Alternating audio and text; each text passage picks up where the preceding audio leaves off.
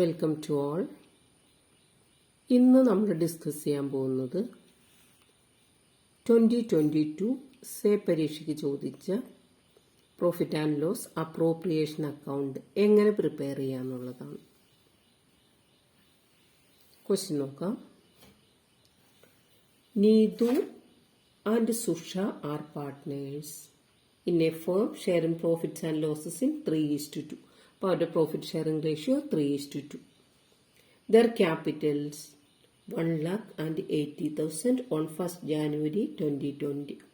അപ്പോൾ opening capital നമുക്ക് തന്നിട്ടുണ്ട്. ഇതിനാണ് ഇൻട്രസ്റ്റ് ഓൺ ക്യാപിറ്റൽ കാൽക്കുലേറ്റ് ചെയ്യേണ്ടത്. During the year 2020 they earned profit of ₹72,000 before making.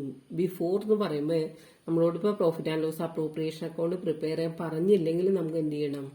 Profit and loss appropriation account prepare ചെയ്യണം.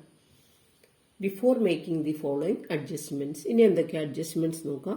According to partnership deed Neethu allowed a monthly salary of ₹2,000.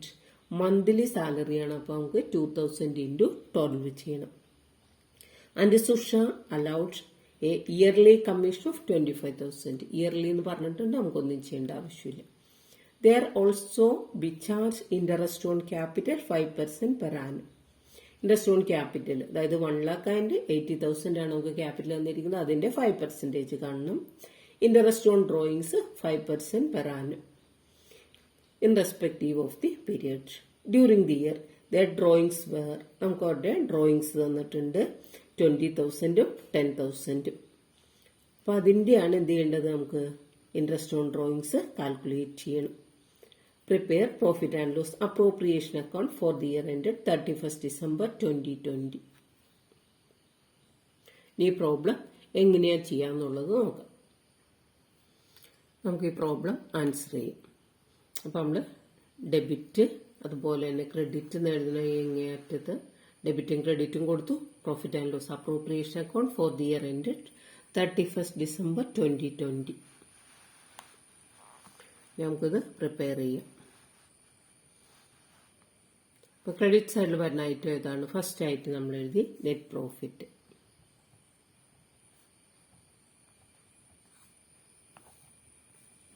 നമ്മുടെ ക്വസ്റ്റ്യനിൽ എത്രയാണ് net profit തന്നിരിക്കുന്നത്? 72,000 ആണ്. ക്രെഡിറ്റ് സൈഡിൽ നമ്മൾ 72,000 എന്ന് എഴുതി.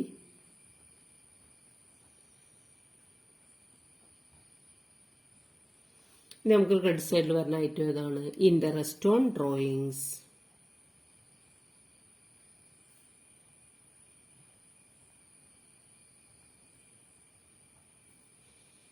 ഇവിടെ നമുക്ക് എമൗണ്ട് തന്നിട്ടില്ല, അപ്പം നമുക്കത് കാൽക്കുലേറ്റ് ചെയ്യണം. നീതു എത്രയാണ്? നീതുവിൻ്റെ ഡ്രോയിങ്സ് 20,000 ആണ്. 20,000 നമുക്ക് തന്നിരിക്കുന്ന റേറ്റ് 5% ആണ്. 5/100 × എന്നാണ് വിഡ്രോ ചെയ്യുന്നതെന്ന് പറയാത്തതുകൊണ്ട് നമുക്ക് 6/12 വേണം എടുക്കാനായിട്ട്.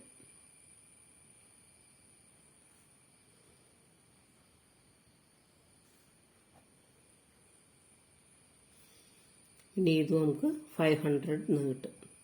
അതുപോലെ തന്നെ സുഷയുടെ എമൗണ്ട് എത്രയാണ്? സുഷയുടെ ഡ്രോയിങ്സ് 10,000 ആണ്.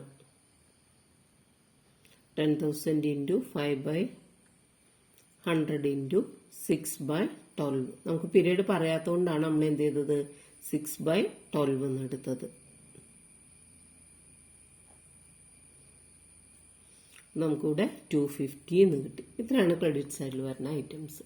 നമുക്ക് ഡെബിറ്റ് സൈഡിൽ നോക്കാം. ഫസ്റ്റ് ഐറ്റം വരുന്നത് നമ്മളോട് ഇവിടെ പറഞ്ഞിട്ടുണ്ട് സാലറി.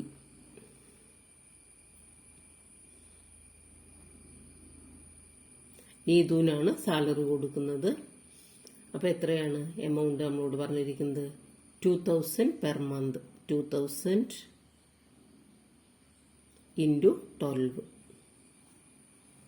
അതായത് അപ്പോൾ നമുക്ക് 24,000 എന്ന് കിട്ടും. സാലറി ഇവിടെ നമുക്ക് നീതു എന്ന് എഴുതണം. നീതു. ദെൻ അതുപോലെ തന്നെ കമ്മീഷൻ ആർക്കാണ്? സുഷ.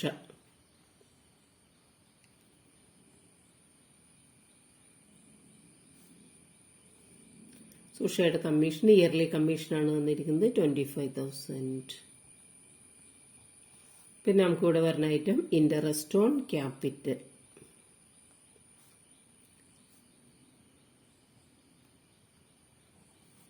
ആദ്യം തന്നെ നമുക്ക് നീതുവിൻ്റെ കണ്ടുപിടിക്കാം.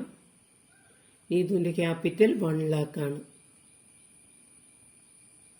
1 lakh into interest on capital പറഞ്ഞിരിക്കുന്നത് 5% തന്നെയാണ്. 5/100 5,000 എന്ന് കിട്ടും. ദെൻ സുഷ ക്യാപിറ്റൽ നമുക്ക് തന്നിരിക്കുന്നത് 80,000 ആണ്. 80,000 ഇൻറ്റു 5/100 4,000 എന്ന് കിട്ടും. ഇത്രയായിട്ടാണ് നമുക്ക് വരിക. ഇനി നമുക്കിത് അക്കൗണ്ട് ബാലൻസ് ചെയ്യണം. സാധാരണ നമ്മൾ ബാലൻസ് ചെയ്യുന്ന പോലെ തന്നെ അക്കൗണ്ട് ബാലൻസ് ചെയ്യണം. നമുക്ക് ക്രെഡിറ്റ് സൈഡിലാണ് എമൗണ്ട് കൂടുതലുള്ളത്. നോക്കാം, നമുക്കിവിടെ 72,750 എന്ന് കിട്ടി. ആ എമൗണ്ട് നമ്മൾ ഡെബിറ്റ് സൈഡിലേക്ക് കൊണ്ടുവന്നു. 72,750. നമുക്കിത് മൈനസ് ചെയ്യാം.